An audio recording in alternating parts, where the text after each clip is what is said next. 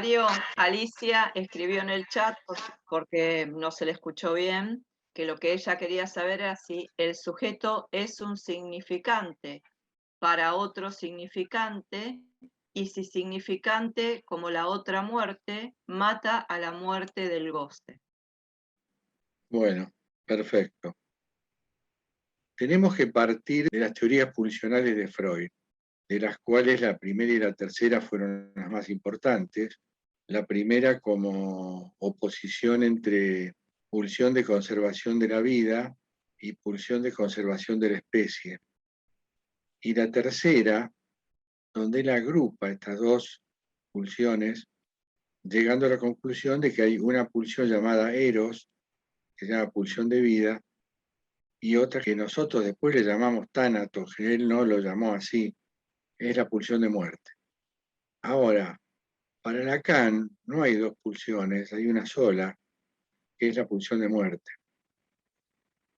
Pero, no es que él lo haya escrito, pero se deduce, o por lo menos yo lo deduje así, que Lacan opone dos muertes, muerte 1, muerte 2.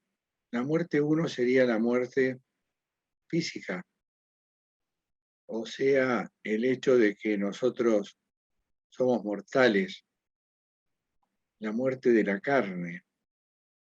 Ahora, existe otra muerte que es el significante, la combinatoria significante. ¿Pero por qué muerte? Porque es algo que nos habita, pero que no tiene vida propia. Vida en el sentido que conocemos como vida, ¿no? Porque por supuesto que vida propia tiene, pero no como algo vital analogizable a la carne. Ahora, Lacan ha dicho que el significante mortifica la carne. ¿Por qué? Porque nosotros, si fuéramos animales salvajes, no tendríamos ese problema de ser mortificados por el significante. Para dar un ejemplo cotidiano, cualquiera de nosotros acá tiene preocupaciones, ¿verdad? Seguramente viene de vivencias buenas y malas y seguramente va a tener vivencias buenas y malas. Ahora, ¿por qué nosotros estamos preocupados? Porque pensamos y porque hablamos. En realidad nosotros vivimos en el medio de dos grandes burbujas. El futuro, que nos inquieta y nos produce miedo, y el pasado, que nos produce nostalgia. Y por eso se nos escapa el presente. El hecho de que en ese presente nosotros pensemos, y depende de la estructura clínica de cada uno, de la experiencia de vida, de las series complementarias, cada uno va a imaginar su vida de distintas formas y no le vamos a poder escapar, salvo que seamos unos optimistas patológicos, no le vamos a poder escapar a lo que produce la palabra como mortificadora del cuerpo. Entonces, ese es un aspecto del significante, pero el otro aspecto del significante es que también la palabra cura y vivifica.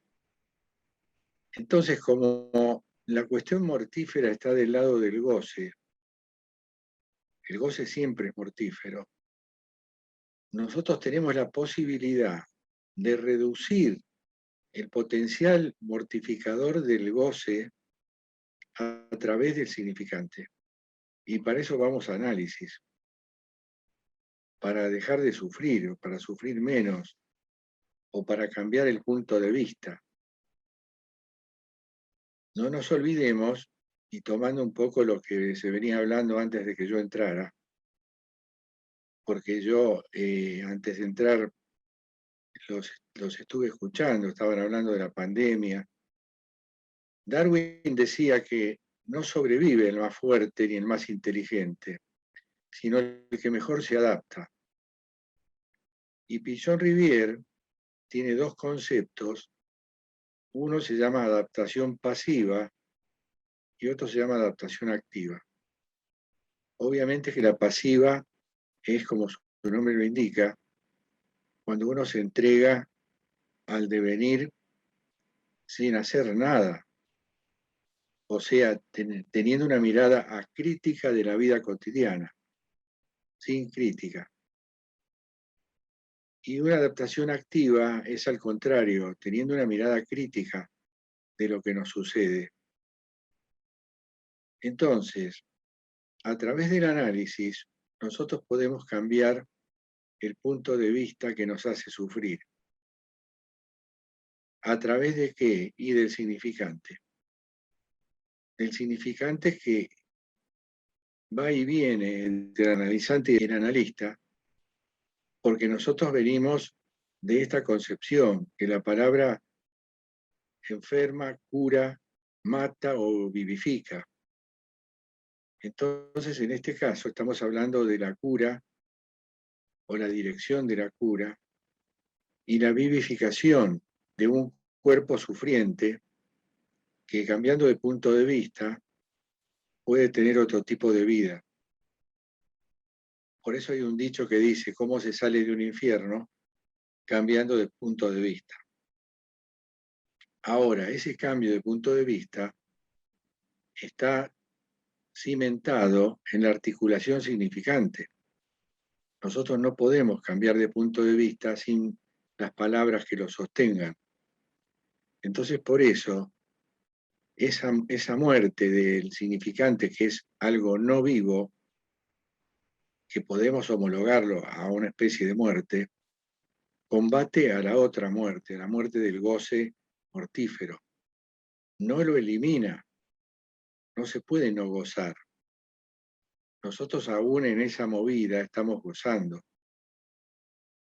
Nosotros gozamos al pensar, gozamos al hablar, gozamos al movernos, gozamos en todo momento.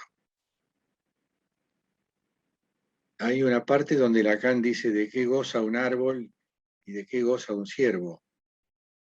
Pues ni el ciervo ni el árbol gozan porque no tienen el significante. Por lo tanto, el significante tiene dos variantes, una mortífera y otra vivífera. La parte vivífera es la que combate a la otra parte, que es la que nos llevó al sufrimiento. Por ejemplo, yo tengo un paciente que vive obsesionado con los mandatos de un superyo bastante terrible, que es ni más ni menos que la voz del padre, en donde el padre, por ejemplo, se planteaba, siendo joven, teniendo, vamos a decir, 30 y pico de años, se planteaba qué sería de él en la vejez. Y tenía un discurso totalmente melancólico y se pasó la vida encerrado en ese discurso, sufriendo por ese discurso. Y por supuesto que se lo transmitió a mi paciente. Y entonces el trabajo analítico, que consiste en reemplazar el superyo sádico por la voz del analista, encaró un proceso de revisión de todo eso. Y lo primero que hay que hacer para encarar ese proceso es poner las cosas en palabras, o sea, en significantes. Hacer hablar el pasado, hacer hablar el sufrimiento, hacer hablar al síntoma, hacer hablar a la angustia, hacer hablar a las inhibiciones. En eso consiste el proceso analítico. Y la operatoria del analista es una operatoria que tiene como herramienta principal algo que se llama polisemia, múltiples sentidos, es primero pasar por el sinsentido. El sinsentido es absolutamente necesario para poder encontrar después un nuevo sentido que sea más favorable a nuestro proyecto de vida. Entonces, en eso, en apretada síntesis, es lo que dice el artículo que yo les mandé leer, Muerte versus Muerte. Pero como ya les dije al principio, esto es una deducción sobre muchas de las enseñanzas de Lacan, dado que él dice que solamente hay pulsión de muerte, y tiene razón, porque, digamos, el destino final de toda pulsión, de seguir el circuito hasta el final, sería la muerte. Lo que pasa es que la pulsión es una exigencia de trabajo que proviene del cuerpo y enseguida se asocia a representaciones, pero esas representaciones son singulares de un sujeto. Por lo tanto, somos todos diferentes y singulares, y nuestras pulsiones tendrán un desarrollo de acuerdo a quién es cada uno, y las pulsiones estarán sometidas al rigor de la ley internalizada. Por lo tanto, una parte de las pulsiones podrá ser ejecutada parcialmente, nunca hasta su descarga completa, porque eso también sería la muerte, y se asocia a representaciones que son subjetivas. Entonces, el arco pulsional, buscando la descarga completa, entraña la pulsión de muerte, entraña un tramo de la pulsión que es pulsión de vida, pero como una especie de rulo que hace el lazo pulsional antes de descargarse por completo, que nunca llega a suceder. El único momento en que la pulsión se descarga por completo es en la autoeliminación, en el suicidio. Ahí tenemos una descarga completa, o bien en excesos tan extremos que lleven a un sujeto a la muerte, aunque no le pongamos el apelativo de suicidio, porque alguien que por el hecho de tener hambre y comer por placer se pasa de revoluciones, puede terminar muriendo. No sería el primero ni el último caso. Lo mismo pasa con la sexualidad y con cualquier otra cosa. Esto lo tenemos que tener en claro. Nosotros tenemos un aspecto pulsional que proviene del hecho de que todo neurótico originariamente fue un perverso. Y ahí están las perversiones polimorfas de los niños. Quiere decir que nuestro antecedente más inmediato en términos de estructura clínica es la perversión. Y el perverso es un sujeto pulsional. Bueno, nosotros también, en la medida en que nos lo permita la ley interna. Porque nosotros podemos ser muy transgresores de esa ley y pasar a ser sujetos pulsionales. Quiere decir que todo neurótico tiene una raíz perversa inevitable. Algunas de las tendencias perversas se pueden realizar y otras no. Pero el deseo, la pulsión, la intención, la tenemos. Yo puedo tener el deseo de matar a otra persona. No lo podré hacer porque mi neurosis me lo impide. Es decir, mi ley interna me lo impide. Pero no sé hasta qué punto, porque llegado el caso, y voy a poner un ejemplo bastante límite, si yo tengo un hijo en peligro y tengo que matar, pues mataré. Entonces me saltearé todas las barreras y pasaré al acto matando. Y además está todo el mundo de lo sexual, que es redondamente perverso, aunque sea en la fantasía. Es más, cuando Freud habla de una relación sexual, lo cual dio lugar después a que Lacan planteara que no hay relación sexual, lo que no indica que no haya relaciones sexuales en plural, es que entre un hombre y una mujer, no nos olvidemos que estamos hablando de una época en donde no había la cuestión de género. En esa época el homosexual era un perverso, por ejemplo, ¿no? Entonces, Freud decía, un hombre y una mujer en el acto sexual, el hombre está pensando en otra y la mujer está pensando en que ella es otra. Ya por ese solo pensamiento estamos en una perversión. Además, como siempre les he dicho, la sexualidad no tiene como fin la procreación, tiene como fin la consecución del placer sexual. Y cuando la gente se plantea ser padres, lo que aparece es más el amor tierno que el amor sexual. Pese a que para concebir hace falta pasar por la sexualidad. Acá dice, el significante nos parasita.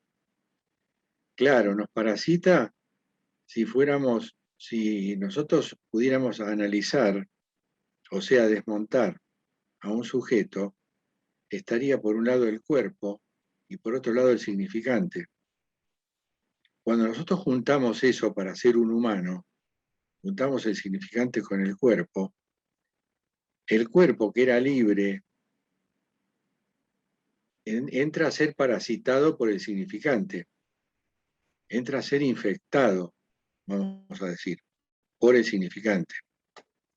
Porque el significante no es inocente. Por eso nosotros pensamos cosas tan terribles a veces y medio como combinadas con las cosas buenas que pensamos. Pero en general, como sabemos que nos vamos a morir y no conocemos el futuro, no tenemos más remedio que tener pensamientos negativos las más de las veces. Eso sería el caso de un neurótico común y corriente. Si habláramos de un pesimista, entonces diríamos, bueno, todo el tiempo está pensando mal, y un optimista le ganaría mucho terreno desde los pensamientos positivos. Pero efectivamente el significante nos parasita. El límite al goce es la castración, exactamente. Porque la castración nos pone un límite, una barrera. La castración es la ley. Como esa ley opera sobre la pulsión y el goce están íntimamente ligados. Uno goza con la pulsión. La pulsión es como la fuerza motriz, ¿verdad? Entonces, efectivamente, la castración y el análisis es una experiencia alrededor de la castración, limita el goce mortífero. Exactamente. Acá dice pulsiones, voz y mirada. La pulsión de la voz se llama invocante, cuyas zonas erógenas son la glotis y los oídos, y la pulsión escópica es la de la mirada. Por supuesto que están ligadas a la presencia, como pasa en este momento. En este momento estamos todos acá presentes, y aunque ustedes no hablen, me están mirando, se están mirando entre ustedes, y en la medida en que hablamos, tenemos esta cosa proximal que hace que estemos en presencia del otro. Pero bueno, las pulsiones oral y anal están ligadas a la demanda. Sí, con una diferencia, que en la pulsión oral la demanda es del niño y en la pulsión anal la demanda es de la madre. Por eso la fase anal es tan importante para el desarrollo libidinal de un chico, porque se encuentra con un giro de la madre impensable. La madre ahora demanda el regalo. Entonces, ese es el momento en que está como límite el ingreso del padre. Si un padre entra después de esa fase, se produce lo que se llama la forclusión, o sea, el padre que no llega a tiempo a instalarse como padre, como ley, y estamos en la psicosis. Claro, cuando hablamos de la voz, está presente el otro primordial, porque nosotros venimos de haber aprendido por transmisión la lengua materna. Entonces, la voz original que nos afecta como algo externo que afecta a nuestros sentidos es la voz de mamá. Y en todo caso, el rebote del grito primal. O sea que sí, está implicado el otro primordial. Ahora, nosotros cuando hablamos con alguien en la vida cotidiana, también estamos hablándole a un otro, que en este caso se llama el gran otro. Detrás de todo interlocutor está el gran otro, porque nosotros hablamos en dos planos, el plano imaginario, donde hablamos con un sujeto cualquiera, y el plano simbólico, donde el sujeto del inconsciente habla con el gran otro. Exactamente. Los primeros esbozos del superyo, del sujeto, aunque todavía no se constituyó el aparato psíquico, son maternos. Y después viene la voz del padre para instalar la función paterna y el superyo en sus dos caras. En una cara tenemos la conciencia moral, el ideal del yo y la autoobservancia. En la otra cara tenemos el padre sádico. Así que bueno, bien con estos aportes de Luis. Me parece que vamos a dejar acá. Pueden continuar con el tema en el grupo operativo. Yo acá me despido. Araceli. Dale, Mario. Sí, Saludos perdón. para todos.